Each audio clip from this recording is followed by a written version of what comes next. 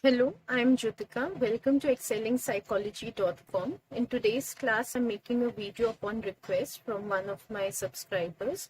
She sent me a mail asking me to make a video for some guidelines on some specific questions of paper 2 of A levels in psychology. She wanted to know how these questions should be answered. So one of the questions is from section B. The typical question we see as 5B. Explain the psychological and methodological evidence on which your study is based. So I'll be giving you some guidelines on how you can answer this question.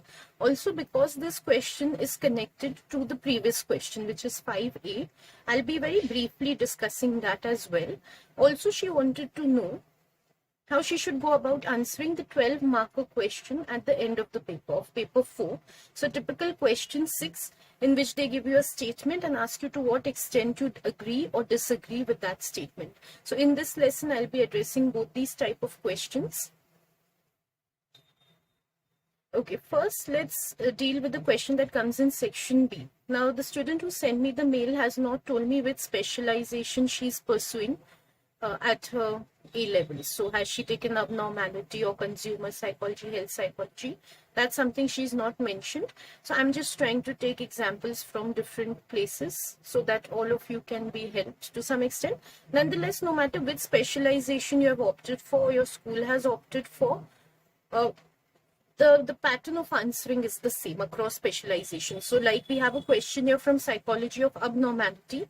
Even if this is not the specialization that you've opted for and say you're going to answer a consumer behavior, that is the specialization you've taken, the guidelines that I'm giving you here apply to that specialization as well.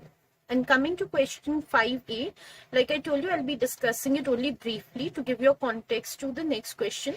If you're interested in how you should be answering a question like that in detail, where you're asked to design a particular type of study, I have already uploaded a video and I have put a written lesson on my site as well.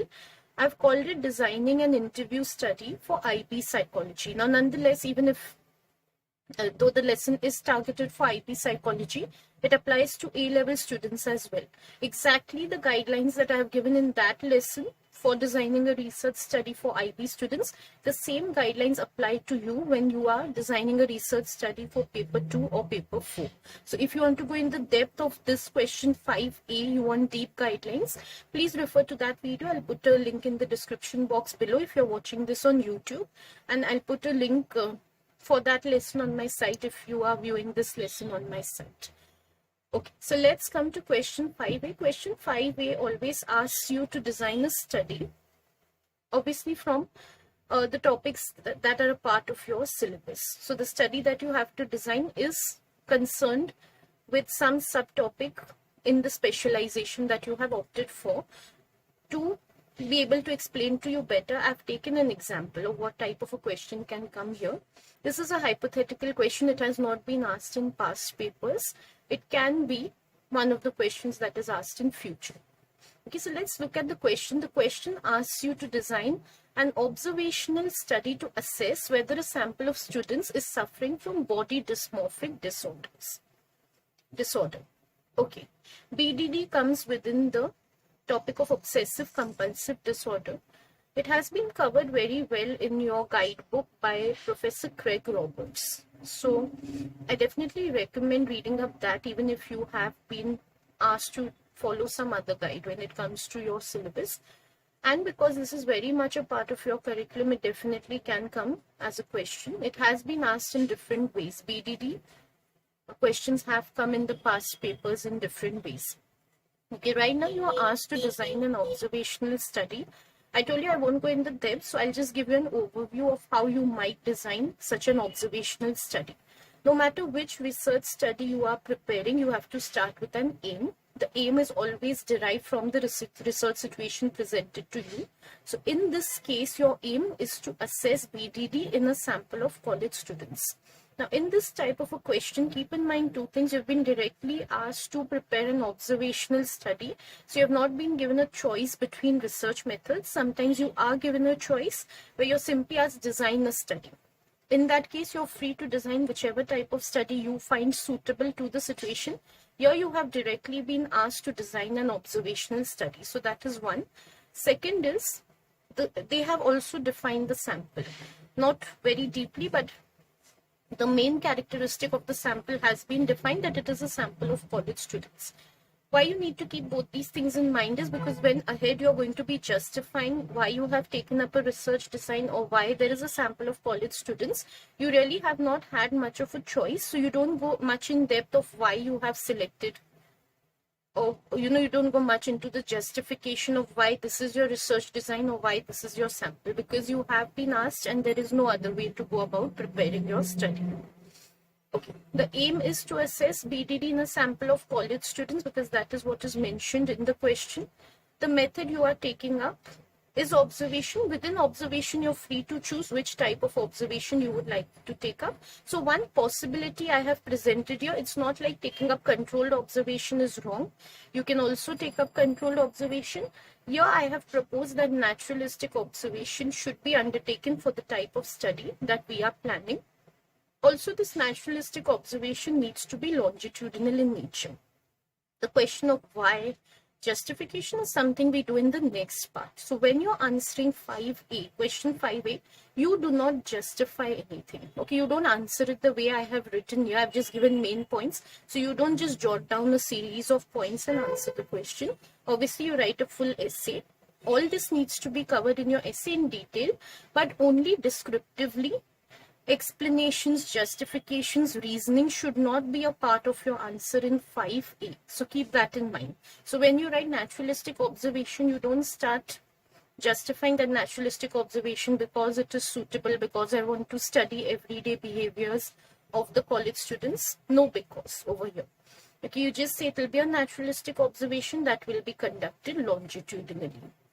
Next, in the method section, you have to describe a number of things. So you describe the material that will be used. It is an observation, so we need some means to observe the patients. It could be a one-way mirror.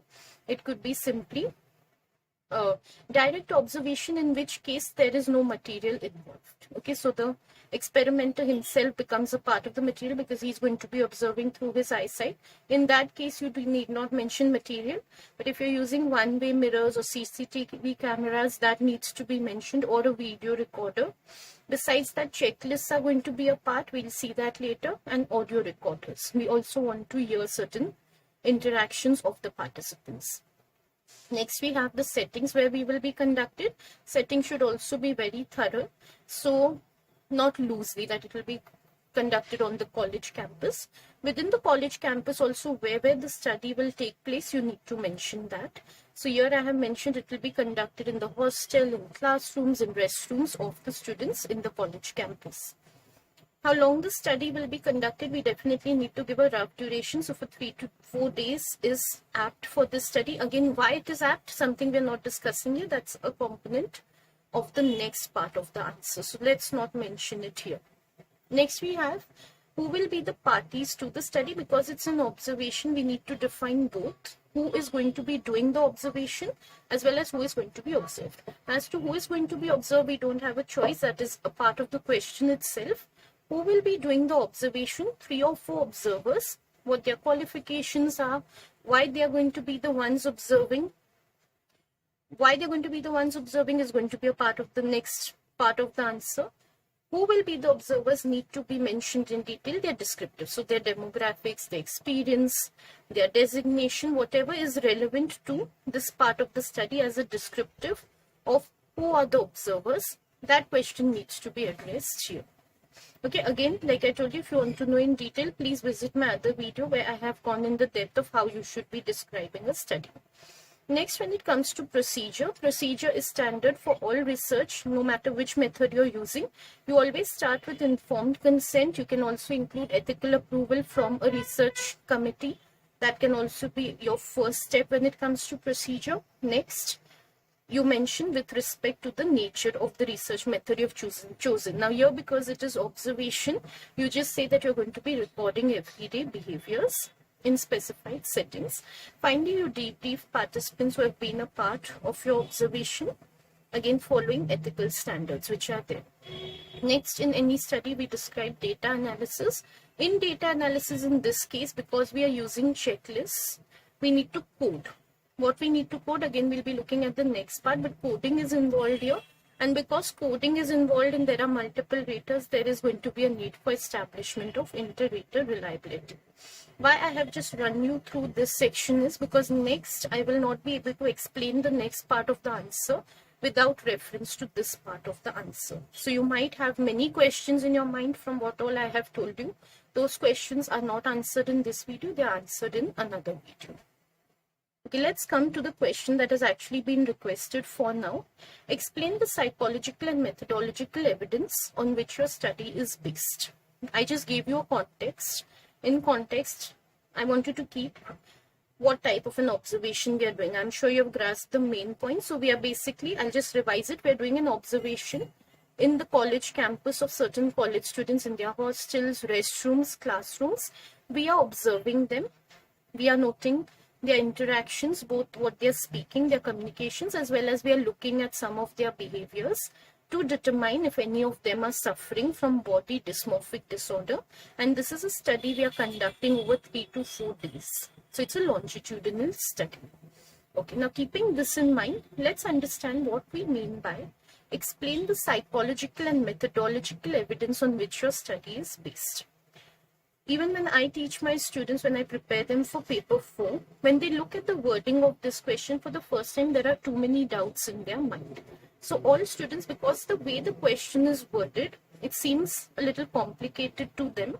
So they do come up with a lot of confusion.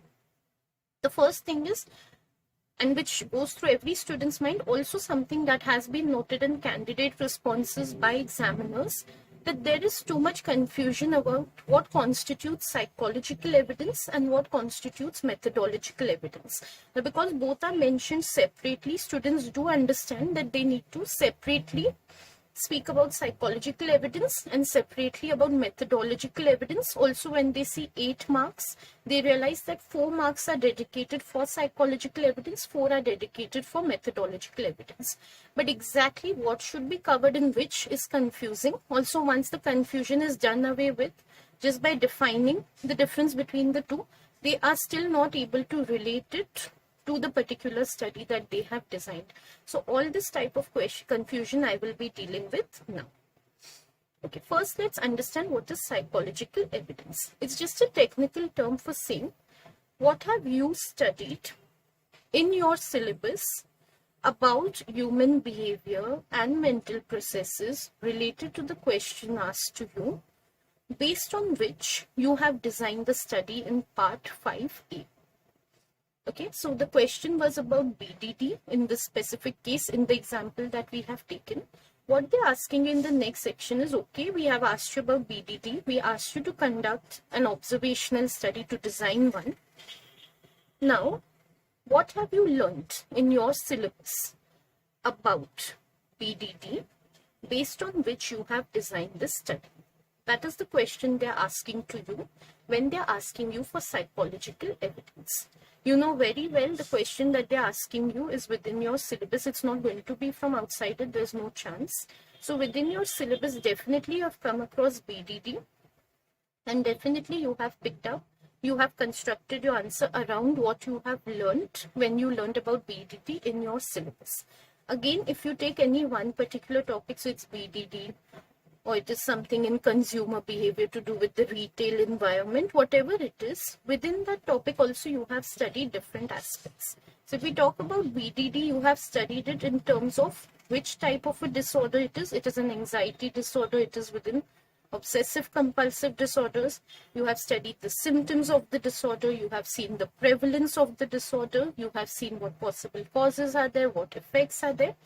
Whatever is a part of your syllabus out of these, you have seen about BDD. Now, when it came to the observational study, which part of the syllabus have you used to construct the observational study? That is what they're asking you when they're asking you to present psychological evidence. Okay, if we look at the question itself, the question asks you to design an observational study to assess whether a sample of college students is suffering from BDD. How the immediate question should come to your mind, how can I identify if someone is suffering from BDD? How can I identify if anyone is suffering from any disorder? I have to see the symptoms of that disorder in the person. Some behaviors I have to see, which are known to be shown by those people who are suffering from the disorder. Only then can I realize that this person is suffering from the disorder. So which part of your syllabus are you going to quote in psychological evidence? The symptoms of BDD that you have seen, that part you have to quote here. So read the question very carefully.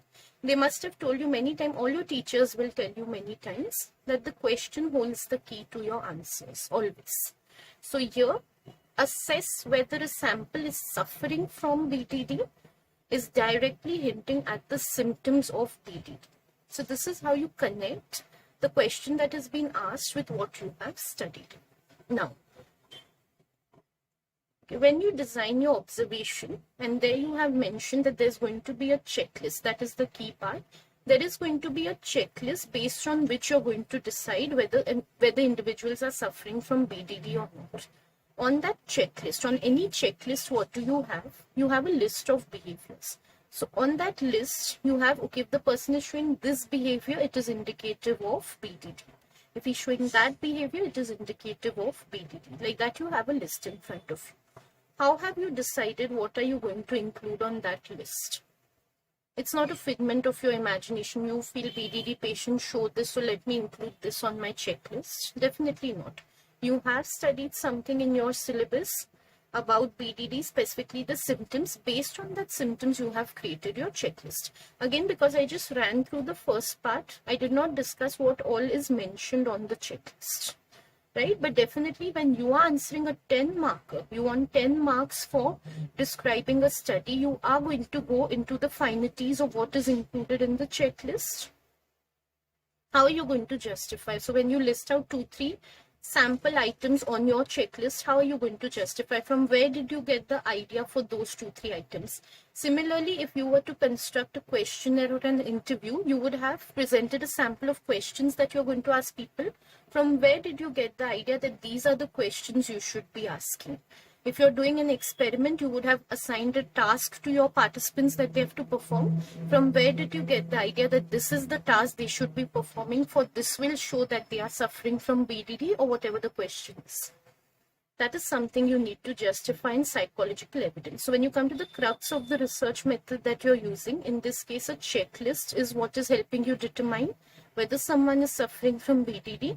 So at that point, what you have listed in the checklist, how have you decided that is what you are justifying here? So coming to psychological evidence, again, I have taken the symptoms which have been presented in the book by Professor Roberts, which is your course companion for the A-levels. That list has been derived from the NHS website. It is cited there, you can check it. NHS, like you know, National Health Services of the UK. From there, this list has been derived. And this list tells us what are the common symptoms of BDD. Similarly, it's even better, in fact, if you have learnt the DSM criteria for BDD. Right now, I'm assuming that is not the case because you would be referring to your course companion and studying the symptoms from there. Okay, so right now, I'm assuming you don't know about the symptoms which are listed in DSM. But if you do, definitely make use of those when you prepare your checklist in section 5A. So assuming that you've prepared your checklist on these bases in 5A, how you're going to justify it in 5B in psychological evidence is by saying that following is the psychological evidence on which my study is based, my observational study is based, and then whatever you have learned, those symptoms. Here I have listed all of them, all the symptoms of BDD present on the NHS site. But if you remember a few of them, you can just present a few of them and write etc. Or this is a sample, a selection of the behaviors which are presented there. But definitely here you are going to have to describe to some extent what you have studied in the syllabus. Okay, so that description is going to be a part of your psychological evidence. The next thing and the very important thing you have to do to earn marks is to connect this psychological evidence with different aspects of the study. So one thing we have connected it with is the checklist that we are using. But what about other aspects of the study? Because again, read the question carefully. Explain the psychological. We'll ignore methodological for now. So explain the psychological evidence on which your study is based. Study is not only one part. Study, they want to know the entire study. How is it based on this evidence that you have quoted here? This evidence, this checklist, in this case that we have quoted here of BDD from the NHS, how is my study based on this checklist? Now, practically speaking, as a student, how do you need to go about answering this question? What you have to do is, first of all, in your mind, make this list like the one I have made here. So these aspects of the study I need to justify in connection with what I have learned in the syllabus. And how you go about writing the answer is, first you present what you have learned in the syllabus for every point, and then say how this, what you have learned, this point of the syllabus, how it connects with this aspect of the study. So you're connecting every point that you have learned in your syllabus with every different aspect of the study. That is what you're doing in the case of psychological evidence. So if I have to give you rules of how to go about answering this question, the first thing you should be doing is list a brief descriptive of from where you have designed your study. The key part in your syllabus which has determined your study, first you give a small descriptive of that. 1 or 2 sentences or 3 or 4 symptoms are enough for that. The next and most critical part is to link what you have listed out in your descriptive part with what you have designed in the study. How you have designed the study, every aspect of it needs to be linked. Again, how this is going to be different from methodological evidence, we'll see when we come to methodological evidence. We'll compare how we are writing that section with how we are writing this section. How can we link this theory that we have listed out for BDD? Theory here basically means the symptoms that we have listed out from the NHS of BPD. How do we link it to the selection of design? How does it connect with using an observation? The symptoms of BDD that we see above, let's take 2 or 3 of them. Comparing oneself with others, obsession with mirrors, concealing defects, obsession with one's face. Let's just take these. Can these be observed? Definitely. Can these be observed in outward behaviors of a person? Do these reflect in a person's outward behavior that someone else can observe? Definitely. So an observation is justified when it comes to, anyways, when it comes to diagnosing any disorder, an observation is justified. That is what a clinician does in diagnosing disorders. Even in this case, because the BDD symptoms are visible, the listed symptoms of BDD here are visible to an observer, definitely an observation is justified in light of the psychological evidence that we have presented. So what have we done here? First, we have looked at the symptoms that we have listed. Then we have connected it to the design that we have selected. Actually, we have not selected the design. It is the one that has been given in the question. We have been forced to choose that design. Nonetheless, there is a definite connection. Definitely the theory that we have justifies the use of that design. What is the question that you're asking yourself at this step? When you've come to this step of the answer, how does the theory that I have studied justify the selection of the design in 5A?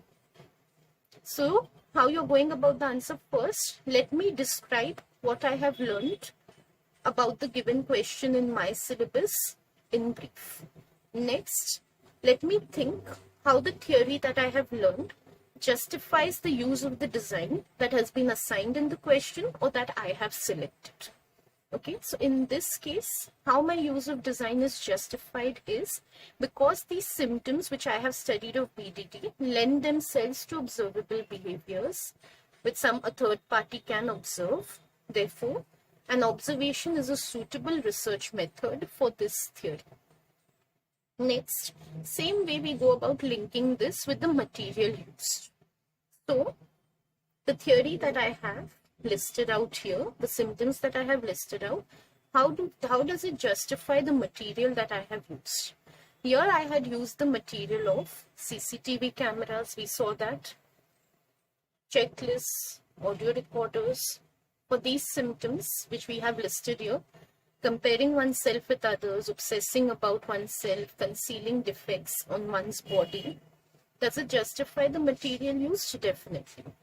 Okay, because I want to be observing it. I want to be able to see these type of behaviors. I am able to see them. So the CCTV camera will help me to see.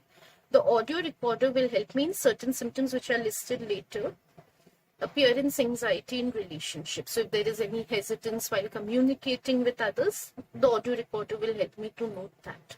Besides that, checklist definitely, because I'm looking out for these symptoms. So the moment any of these symptoms is visible, I'm going to tick them off on my list.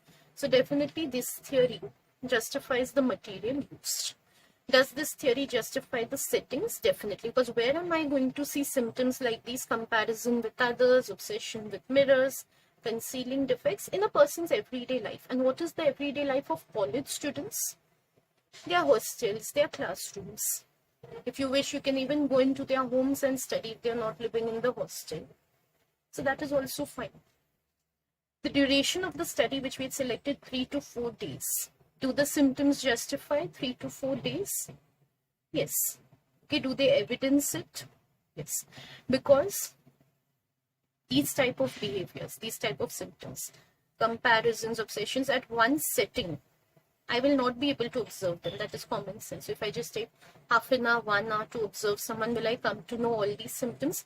At the most, I'll come to know one or two.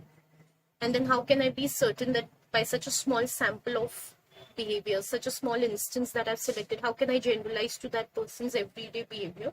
So definitely warrants a longitudinal observation. The sample here, I told you there's not much justification for the sample because BDD is something we'll see in non-college students also. Mostly with youngsters, again, that is something that is not mentioned in this part of the theory. So sample for now, we can leave it if sample has been outlined in the question itself. If we were to select a sample, we could justify it in light of the theory. So supposing you had not been told to study college students, but you decided to study young adults, so you would say that these type of behaviors are commonly seen in young adults.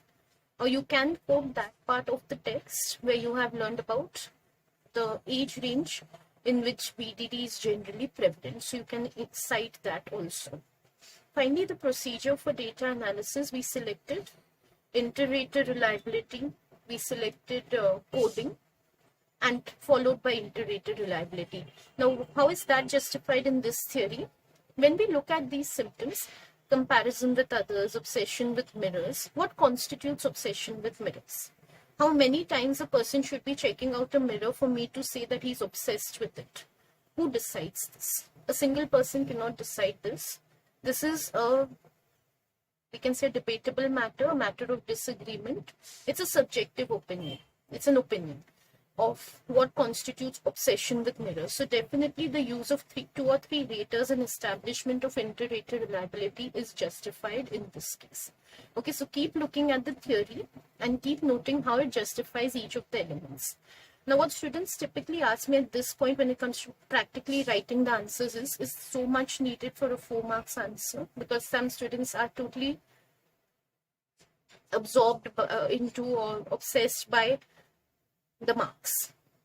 Okay, so all the time the attention is on the marks. Okay, so even if that is not the case, at some point you will question how much I need to cover when it comes to a 4 marks answer. Do I need to cover? No, you don't need to cover point by point. The way, see, when I explain to you, when I'm discussing something, why am I going point by point? To make it very explicit and very clear to you how we are going about thinking in our mind. But thinking does not have to translate word to word into your answer. So here, because I'm presenting guidelines to you, I'm giving you the thinking process of how you're answering. When you're answering, you have to show your writing skills, not your thinking skills. Okay. So in your writing skills, you should be able to condense this much. 4 marks, 1 paragraph is enough, 5 to 6 sentences. So you should be able to condense the description plus these guidelines that I have given you to prepare a simple, neat paragraph. If you go to see what we've discussed right now about material use, settings and all, how many sentences will it need practically when you're writing to justify all of these in light of the theory once you've described it? Hardly anything. So that question should not arise of, do I need to write so much? You are not supposed, when it comes to writing skills, you're not supposed to write it down every thought that you have in your mind. Okay, so do hone your writing skills, work on them if it's becoming problematic for you to condense things that you're thinking into precise answers. Okay. Next, coming to methodological evidence. Now this is where students, okay, one part they understand what is psychological evidence. Now what they want to know is what is the difference between psychological and methodological evidence, and so how their thought process is going to be different in this part of the answer. Okay, when it comes to methodological evidence, methodological, in your syllabus, wherever they use the term methodological, they're referring to the use of research methods. There, when we were thinking about psychological evidence, we were constantly thinking of the theory that we had learned in conjunction with the initial question given to us, design a study for BDD. Here, when it comes to methodological evidence, we are thinking about the research method. That is going to be our context, that is going to be our starting point. So now that BDD symptoms on which our whole psychological discussion was centered, now that is going to be replaced by observational method. What I have learned about the observational method, that is going to become my central focus, and my whole answer is going to be structured around that. What I have learned about the research method of observation. So this is how my thinking changes. What have you learned about observation method or any research method in your syllabus? Its description, what that method means, what are its strengths, what are its limitations. So all of this should come in your mind about the observation method as you're going to answer about methodological evidence. When it came to psychological evidence, I told you what you need to think is what I have learned in my syllabus about human mental processes and behavior in context of this question that has been asked to me. Now what will you think? What have I learned in my syllabus about the method mentioned in this question, or the method that I have selected in light of this question that is there? Okay, so what have I learned about observation method that justifies the study that I have built in part 5A of this answer? Okay, so let's come to that. Again, we'll have to keep on linking with what is presented in every point, in every step of the design. What we've done, we'll have to keep on linking it with what we have learned about the observation method. Now coming to the observation method, here, yes, you can give 1 or 2 sentences. It's not necessary, but you can give about what the observation method is. So beginning with what the observation method is, it is simply sensing, generally it is seeing someone's behaviors and noting them down, recording them in some way, saving them in some way for future reference or future analysis. That is what an observation is. So you can give a sentence on that and then immediately start linking it with the rest of the study. Okay.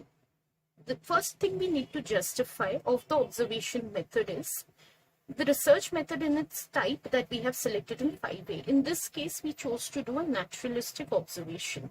Now, how is that justified when it comes to the observation method? And for the question in BDD. Now, BDD becomes secondary in this case because our focus is on the research methods. So there we were first talking about BDD and then connecting it to the method that we have applied. Here we are going to take the method first, its particular strength at that stage, and then illustrate that with BDD that we have selected. So we'll see the difference. There where it came to linking it with the research method, we said these are the symptoms of BDD which can be observed in outward behavior, so we are using observation. Here, what do we know about observation which is very useful? So an observation helps us to study outward behaviors which would be useful in the case of diagnosing any psychological disorder, including BDD, because they are made of a set of symptoms. Do we need to really go into the set of symptoms and justify that here? No, because we are not presenting psychological evidence in this part. We are presenting methodological evidence. So we are totally focused on the method and the benefits of the method rather than by the symptoms what in the use of that method. Next, when we see material used in observations, we use one-way mirrors, CCTV cameras, or video recorders, or we might even take some pictures of individuals. Why do we do all of this? Because it helps us in future reference. It helps us later to analyze the data that we have obtained. So when it comes to a disorder like BDD, it would be useful for whatever we have observed in the study for later analysis of it to check or what symptoms are making for the diagnosis. Such recordings will be useful. So that is all we are going to say. Again, we are now going to link those symptoms that we have seen with the material that is being used. We are going to focus on how this material helps us based on what we studied in research methodology. Next, talking about settings. In this case, we performed a naturalistic observation, meaning in real settings, we have seen how an individual suffers from BDD. Again, note the fact that I have used the word strengths here. So at every point, if you're getting confused, what should you be writing about this point, such as settings? When it comes to observation, remember that you have to talk about the strength of the settings of an observation. What is the strength of conducting an observation in real settings? That you get to see in actuality, or you get to see like in ecologically valid terms, how a disorder manifests itself, or how any phenomenon for that matter manifests itself. So you start from this point here. You say that in the settings, in real settings, you get to see how a phenomenon manifests itself with ecological validity, and then you supplement this with an illustration from the study you have designed in 5A, that in the case of BDD, the real settings are going to be very useful to see how the symptoms take place in everyday life. Next, when we see duration and observation, here previously when we were talking about psychological evidence, we said why these symptoms need to be observed over a period of days, because these are symptoms that cannot be seen in 1 or 2 instances. They warrant, so things like concealing one's face or how people interact with each other, this needs to be observed over a period of time. Here we are not concerned with why the symptoms warrant a long-term observation. We are trying to justify why observations in general are done over the long term. So why durations of observations are long? Because phenomena take time to manifest themselves. Because if we observe things only for one time, we might be limited in our sampling of instances of behaviors that we are studying. So generally the duration of observations is long. Even in the case of BDD that we are seeing, there is going to be a need for long-term observation because it is a disorder that takes time to manifest. Next, we see sample.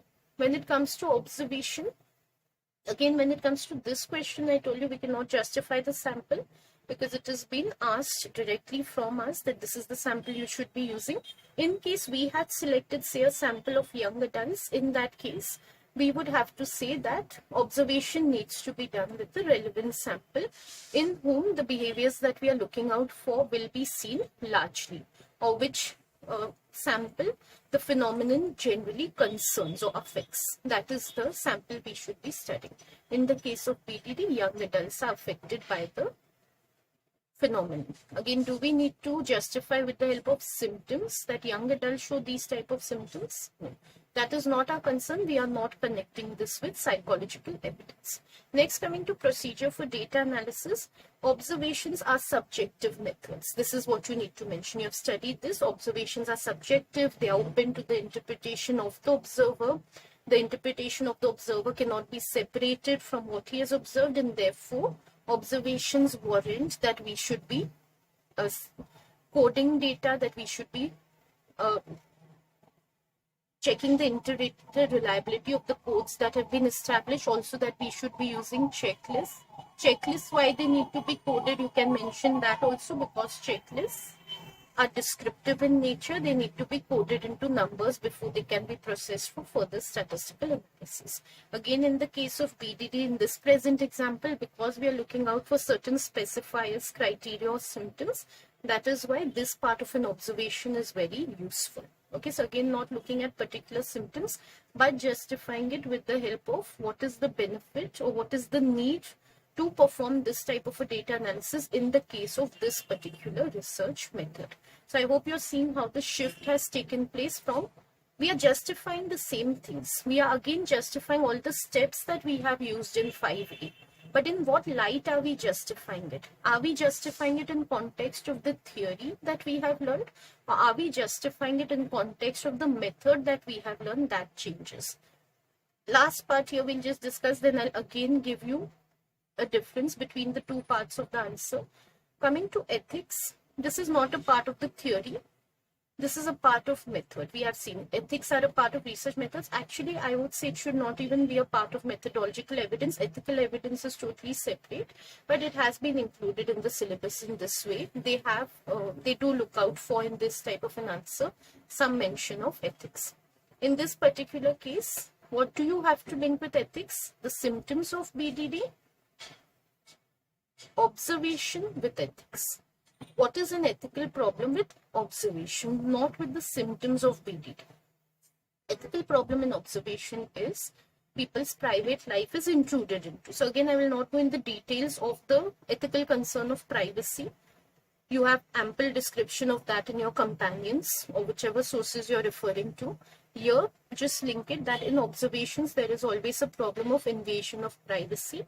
Besides our target behaviors, we also tend to look into many extraneous behaviors of participants, which they might not wish to be a part of our study, which they might wish should have not been observed. Nonetheless, it happens in observation, and then you can link it with BDD. In the case of BDD also, there are certain other aspects of a person's behavior that he might wish are not observed. If you want to take ethics, it's not generally taken in the part of psychological evidence, but if you want to take it there, it is very messy the way students link it with psychological evidence. So I would recommend don't take it there. But if you do, then in that case, you can say certain symptoms could be embarrassing in the sense that social interactions with others. That is something a BDD patient might not want that anyone else should observe, or he might be embarrassed if anyone is observing how many times he's checking the mirror. If you want to justify such things in light of ethics, then in that case, take ethics under psychological evidence and be sure that you know how to write it correctly. Okay, it should not seem irrelevant to the discussion over there. Okay, because ethics, if you have not mentioned it in 5A and suddenly you're bringing up the point in psychological evidence, it should not look out of place over there. Okay, so to quickly revise these two parts, because these are the main concerns in writing this answer. What is the difference between presenting psychological evidence and what is the difference in presenting methodological evidence? When we are presenting psychological evidence, first of all, we are citing a part of the theory that we have studied in our syllabus with the question that is asked. In this case, it was symptoms of BDD.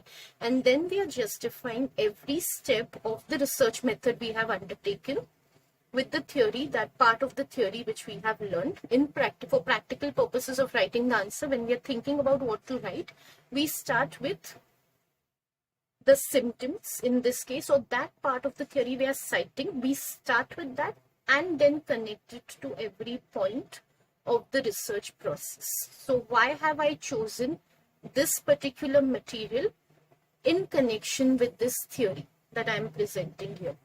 Why have I selected this sample with respect to the theory that I have cited here? How is this sample the best fit for the theory that I have presented? How is this setting the best fit for the theory that I have presented? That is constantly what I'm thinking when I'm answering this part of the question. But when it comes to methodological evidence, I am looking at it in a different perspective altogether. Here first, I am remembering, maybe I'm not writing it here, but I'm just remembering what is the definition, what are the strengths and limitations of the method that I have chosen here, or which I have been asked to present here.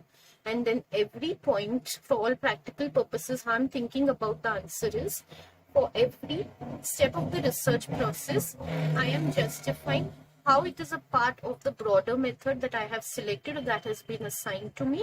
And then I am connecting it to some specific part, not necessarily even specific, to some general part of the theory which I have selected. So in this case, like it was symptoms of BDD, I don't need to say why this material is used for studying these particular symptoms. That's a part of psychological evidence. I'm going to say this material, why it is useful for the overall theme of studying a disorder like BDD. Okay, so here my concern is all about the research method that is being used.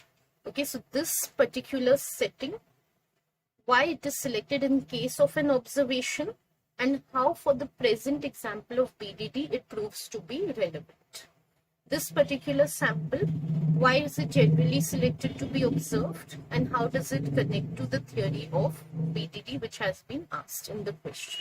So that is how my discussion changes over here. Okay. what examiners point out, if you study over the years, what examiners have commented on this is that students are not able to differentiate between psychological and methodological evidence. When they write also, there is no clarity for the examiner as to where they have quoted psychological evidence and where they have quoted methodological. So now I've given you a line of thinking, two different lines of thinking when it comes to psychological and methodological evidence. So now when you're practicing your answers, first, if you're starting off, you will start off with practicing psychological evidence. Keep both the types of evidence the guidelines have given in your mind and keep checking what you have written. It should not be crossing the territory and going into methodological evidence. Okay, so for instance, if you are taking psychological evidence and you're saying this particular setting, like in this case, we had taken the setting of everyday life. So if you are writing psychological evidence and you start off with an observational method, it is good to study in everyday settings because of ecological validity. When you're revising your answer, when you're reading it, immediately what should come to your mind? This is wrong. Because here I'm citing a methodological strength of observation. Ecological validity has nothing to do with theory. It has nothing to do with psychological evidence. It has to do with methodological. So I should have classified this into methodological. This is how you should be correcting and revising your answer. So it takes practice, it takes revision. You have to study with effort for the papers, and this is how you need to be studying. Okay, you're not going to get it at one go. You have to write many times, and then you will realize where you tend to cross the boundary and go to the other side. So then what you do is, supposing you have seen that this setting I justified with ecological validity, it should have been a part of my methodological evidence. So now what you do is rephrase the point, and that same point setting, you think how it is applicable to psychological evidence. So how is it applicable to psychological evidence? You would say that these symptoms such as face obsession, secrecy, reluctance to seek help, seeking medical treatment is what is observed in everyday life of individuals, is something that cannot be observed in the laboratory or a controlled setting, and therefore we are using these particular settings, realistic settings. Okay, so keep reading your answers, read every statement that you're writing and check whether here I have cited psychological evidence or methodological evidence. So you have to do this effort of writing, checking. If you're not having some teacher to help you with this, you will have to do it by yourself, and this is the process how you will have to do it by yourself. So here I have given my best effort into explaining to you what is the difference between psychological and methodological evidence. Now coming to the next question, the 12-marker question which comes at the end, which comes in section C. Here I have taken an example from consumer behavior just to take another specialization for explaining. Again, the guidelines that I'll be giving to you here are applicable to any specialization that you take up. So coming to consumer behavior, when it comes to the 12 marks question, you can see here to gather data about crowding in retail environments, questionnaires are more effective than observing participants in actual retail shops. This is a very prototypical question. You'll find many questions like these with reference to different topics and different specializations. So there's nothing novel about this question. And the next part is what is always a part of the question. You have to indicate to what extent you agree with the statement, and you have to cite examples of research you have studied. So again, you have to give psychological evidence. What have you studied about mental processes and behavior to explain to what extent you're agreeing with the statement. The moment you see a question, a command term like to what extent, it immediately indicates you cannot be fully agreeing with this statement, that there are some merits to this statement and there are some demerits, and you have to showcase both in your answer. Okay, so definitely your answer cannot be one-sided. That is the basic of this type of a command term. Again, you can refer to the IB psychology syllabus where command terms are explained in detail. So any references of the IB psychology syllabus will help you to understand a command term like to what extent, and if someone has explained, you come across a resource where they have explained how to answer the question to what extent, that is exactly applicable for this question that you have to answer for your 12-marker essay. So the first thing you keep in your mind when you see a question like this, I have to cover both merits and demerits or both strengths and limitations. Now coming to this particular question, so with the help of this particular question, we'll see how to answer. We'll use this as an illustration. So coming to this question, the key study in consumer behavior, which is referring to this topic, which has been given for this topic, is the study by Machelet et al., which was conducted in 2000. Now, what they had done, very briefly to give you a context, they had used questionnaires to study how people feel about crowding. So both their perceived crowd, actually it is about perceived crowding only, because actual crowding we cannot say when we are taking a self-report. So when someone is giving us a self-report, it is about how he perceives the situation. So they had used questionnaires to study how people perceive crowds. So how it changes their retail shopping experience from when there are no crowds. They had used questionnaires for this purpose.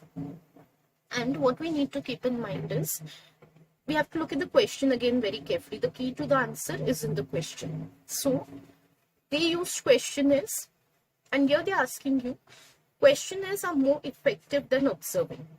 Immediately what should come to your mind? You have to show to what extent questionnaires are helpful and to what extent they are better than observations when it comes to this particular topic. Otherwise, why has observation been mentioned here? Obviously, because they want you to draw a comparison between questionnaires and observations. So your whole answer, roughly, you can develop a guideline in your mind. It's going to be about the strengths of using questionnaires for this particular topic, weaknesses of using questionnaire for this particular topic, strengths of using observation for this particular topic, and weaknesses of using observation for this particular topic. Again, it cannot be that in an essay you just go point by point like this and there's no structure to your answer. So you just list out, like prepare a list of advantages, disadvantages. That is not, again, that's a question of writing skills that I'm not covering here. But that is not the way your answer will be structured, but that is the way your thought process will be structured in this case. So coming to how your answer actually should be divided when the examiner is reading it, even if you don't give headings specifically like this, there should be the first section on agreement or the extent to which you agree with the statement given, so the agreement part, and the rest of your answer should be about how you disagree with the statement that is given. Okay, so in this case, agreement means, one, what was the good point of using questionnaire in the particular study that is cited in your syllabus? Secondly, how questionnaire proved to be better than observation in this particular case. So you need knowledge of the psychology or the theory presented to you, as well as the research methods that have been asked for. Both of these you're going to be using to answer the question. The second part, which is going to be about to what extent you disagree or the limitations, in that part, you are going to again have to apply a psychological knowledge. So you're going to bring out the weaknesses of this study, the limitations of this study, because of the use of questionnaire, and how an observation would have proved to be better in this case. So divide the answer into two parts, and this is how within the answer you can have two divisions. Okay. Key thing is to what extent you agree. Like I told you, there has to be both the flip side and the plus side of the statement that has been given. Both have to be included. Let's look at the agreement part. With the illustration, it becomes easier to understand. Now, when it comes to the strengths of a self-report, how you're thinking in your mind is, what are the strengths of a self-report? What are the strengths of a questionnaire? Okay, so the questionnaire, you have to think of its strength, because directly that is what has been used in the study for this topic. Questionnaires, are a part of self-report, so you have to immediately think about the strengths of self-report as well. Okay, it is like if I would have told you naturalistic observation, you would think about the merits of naturalistic observation as well as merits of observation as a whole. Okay, so here also you are going to be doing that. So when it comes to a strength of a self-report, you have learned theoretically, descriptively, you must have prepared a list for yourself. These are the strengths of self-report, these are the strengths of Krishna. Exactly, you have to bring those to your mind and then link it to the study. No answer anywhere in any of the papers that you have at your A levels goes without connection or linking or referencing to the studies you have. You never present answers in isolation. Yes, very strictly, if they just ask you what are the principles of a certain approach, then you just give descriptive, and even if you don't link it, it's okay, though they're also using examples proves to be useful, but okay. For those type of questions, once you don't cite anything, it's fine. But for any of the other answers, if you're not going to be linking to what you have studied, there's no point of writing the answer. They're not looking at how well you can memorize the strengths and limitations of research methods. They're looking at how well you can use the strengths and limitations that you have learned about to analyze or evaluate the different studies that you have been given in your syllabus. So first, when you're thinking of the strength of a self-report, and supposing it comes to your mind, what you've learned is they help you to measure emotions. Why? Because emotions are very personal to an individual. They cannot be observed directly. Only the individual can best tell you about what he feels at a particular moment or for any particular topic. So for things like attitudes, values, emotions, it is always useful to apply self-report. That is definitely what you must have studied. In this particular study, how was measurement of emotions useful? In this study by Michelet et al., they had used a questionnaire which studied 10 types of emotions, which was originally devised. This questionnaire was originally devised by Izzard. So that is what you will have to link it to. Again, I'm not giving you proper sentences. I'm not giving you a model answer here. I'm not telling you how you should be writing down, but this is in your thought process. This is what you should be connecting. The point of the strength of self-reports, that they help you to measure emotions, with the fact that Michelet et al. In their study, they studied 10 emotions of participants as proposed by Izzard by means of questionnaires. The next thing self-reports help you to do, which is similar to the first one, they help you to measure perceptions. Okay, here we want to study how participants perceive crowding, because we know when it comes to crowding in the retail environment, absolute crowding does not matter. If participants are comfortable with crowding, it is not going to affect their shopping experience. But if they perceive crowding as crowding, then it will affect their shopping experience, either for the good or bad. So perceptions are critical when it comes to studying crowding in retail environments. How participants perceive crowding is the key factor. So that is what you have to link it with. Measurement of perceptions, why it is very relevant to the study conducted by Michelet. The nature of their study was such that perception had to be studied. Next, we see strengths of a questionnaire. One thing we know, they help to measure a large sample in a very small time, in a very brief span of time. So in this case, a sample of 722, a diverse sample of 722 was studied by Michelet et al. So this point we connect with this strength. The next thing, there was a possibility of covering a number of instances. There always is in the case of questionnaire. We can ask participants so many different questions related to so many different experiences of theirs. Now in this case, specifically in Michelet et al. Study, what was done was a questionnaire was asked about the last shopping experience that participants had had. But if we look at the overall theme which they were studying, perceived crowding, for that it is suitable to ask participants about a number of different shopping experiences that they have had. So in that case, questionnaires proved to be very useful. Next we have, like I told you, first we're going to be covering what are the strengths of self-report questionnaire. Next we're going to compare with observation and say, okay, this is the reason why questionnaires are better than observation. Why are we drawing this comparison? Because in the question itself, they have asked us, they have used the word more effective than observing participants. So we cannot ignore this part of the question. Why do they say the question is the key to the answer? Because every word of the question suggests to you that this point needs to be covered in your answer. That is why you need to read questions repeatedly before you answer them, to make sure you have grasped the entire question. Otherwise, you miss any part of the question, your answer is going to be incomplete. Why are self-reports better than observation? For the purpose of studying crowding. Not in isolation, not in absolute terms, we don't want to know. So why they are useful? Because in the case of observation, if we observe someone's shopping behavior, it accounts for invasion of their privacy. Okay, because someone's shopping behavior is a personal experience. Okay, people don't want everybody to know how they make their choices in shopping, what all they buy for a week for their household. Nobody generally shares that details with everybody. Okay, unless I think they're YouTubers, vloggers. Besides that, nobody shares such finities of their life. Okay, so observations can include the privacy of individuals, whereas questionnaires will not do that. Okay, in questionnaires, participants are asked for very specific instances of their shopping which is relevant to the theme. So any extraneous behavior that they do while shopping will not come in the eyes of researchers. Besides that, participants can choose how much to answer in a question. Okay, they are not obliged to answer each and every question if the research is being done ethically. Okay. So in the first part of this type of 12-mark answer, we just show to what extent we agree with the statement and how do we think in our mind and how do we come to know to what extent we agree is by using. Generally, these questions are about research methods. So we can just draw on the strengths of research methods that we have studied.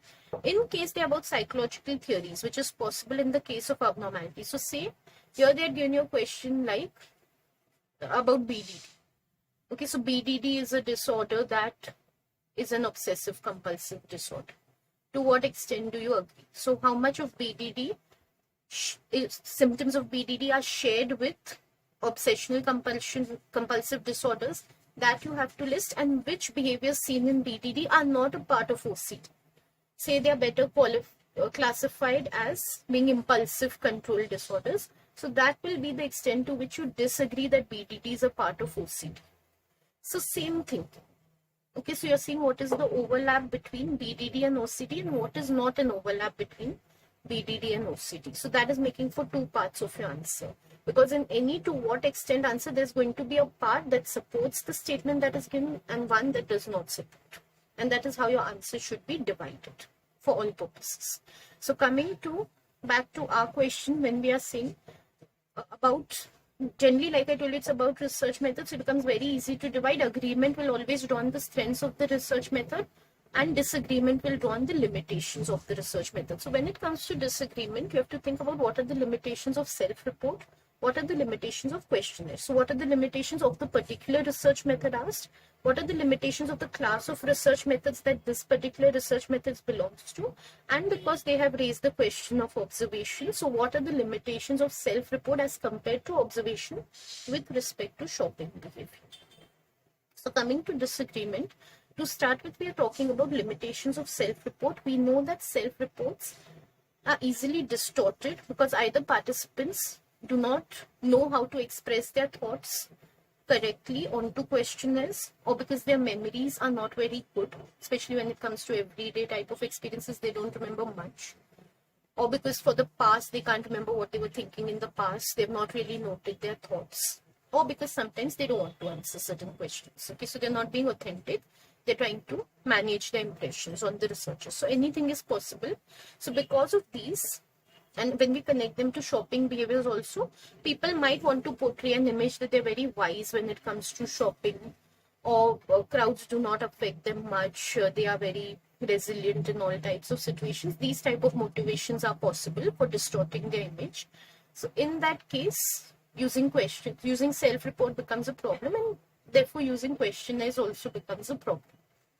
Okay, so we cannot be sure of the answers that we are getting. It's simply a limitation of self-report, which we all are aware of as students of A levels. It's just that we have to connect it with the study given. So you can read also what I've given on the screen. Also, I'll upload this document on my website. You can download it and refer to it if it is of any use to you. Because I've not given model answers here, I've just given some points for discussion. Mainly these points are for my presentation, but if they help you in any way, you can download this document. Next, we have limitations of a questionnaire. We all know the problems of questionnaire is, actually there are many problems, you can cite many, I've just picked on the main one over here, that it is confined to presented questions. If there are some extra behaviors that would be useful for us to study how participants respond to crowding, we miss out on those because we have pre-specified certain questions. And so any extra things which are relevant, there is no scope for participants to cite that or for us to measure it. So that becomes a problem. Okay, and lastly, we have to connect it to observation because they've asked us to draw a comparison. In the case of questionnaires, we know one thing is there's too much subjectivity compared to observations which have greater objectivity. Observations are certainly not objective methods, but they are greater in objectivity when compared to self-reports. Okay, because they do not involve the biases of the person being observed. Okay, in self-reports, there is an inherent bias, which is not present in the case of observation. So when it comes to crowding, we look at, if we are looking at someone who's shopping while there is a crowd, we can see the discomfort that is there in him. or some difference we can note from his regular shopping behavior. So we can do comparative observation, how he shops when he's in the absence of a crowd with very few people around, and how he shops when there are too many people around. And we can compare and see how his behaviors change. This is something he won't be able to report accurately by himself, because his emotions towards the crowding will be intermixed in whatever he reports. So this is how we connect it with self-report.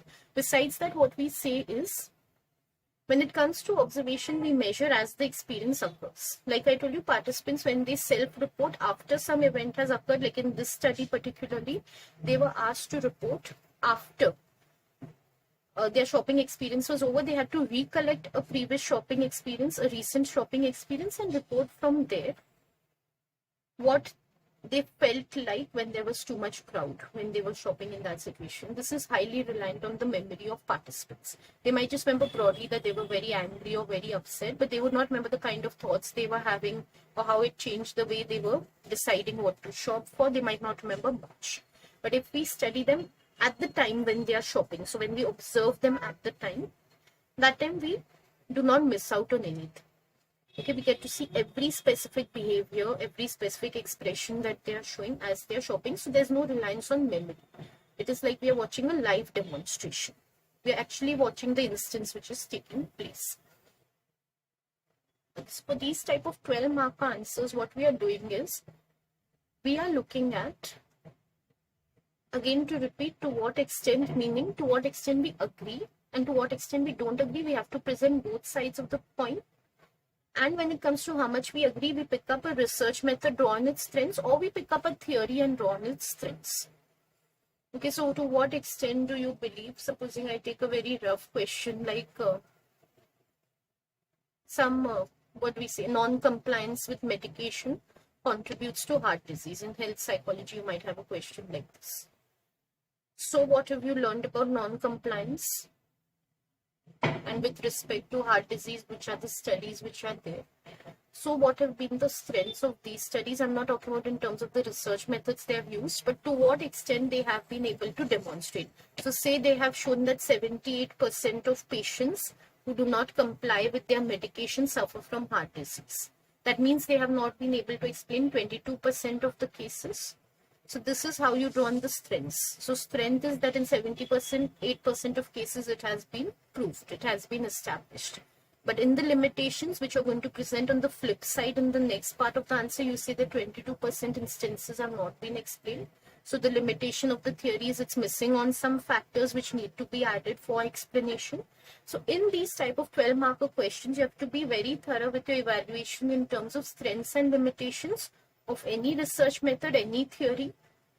And then in the agreement part of to what extent you present the strengths, in the disagreement part you present the weaknesses. And again, if you're implicitly asked to draw a comparison between two things, so to what extent does non-compliance explain heart disease in comparison to how much smoking explains heart disease, then you have to present both sides of the coin. So in advantages, you're going to say about how well the theory of non-compliance has explained heart disease and smoking has not explained heart disease. So you're agreeing with non-compliance being a factor in heart disease.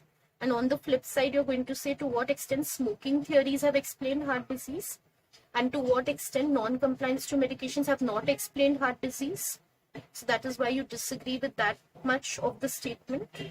This is how you structure your answers. For practical purposes, it's just about drawing on the strengths and limitations. Strengths becoming a part of the agreement and limitations becoming a part of the disagreement or whatever question has been asked. So this is what I have to offer for the time being for the question that was asked to me, which the student has requested about these two questions. These are the guidelines that I had to present. I will try to present a written question, but become a written lesson on this topic, but it becomes very time consuming to write a lesson. And I know that your exams are coming up, so I thought doing a video would be better at this time. If I do a written lesson in future on this topic, which I'm not too sure about, but if I do it, I will link it here in the description box. So you can keep checking out the description box of this video, or rather you check out my website the link for which is in the description box if you're on YouTube, or if you're on the website itself, well and good, you can check out latest posts that I keep putting up from time to time under A levels. So if there's a written lesson on this, it will definitely be presented in the relevant section. So thank you for being with me today, and if you have any requests, you can post them in the comments, or you can also send me an email if and when I get the time for answering your requests. Yes, I will put your request on a priority basis before other lessons that I cover. I will try to cover your requests. So thank you for being with me, and I'll see you in another lesson.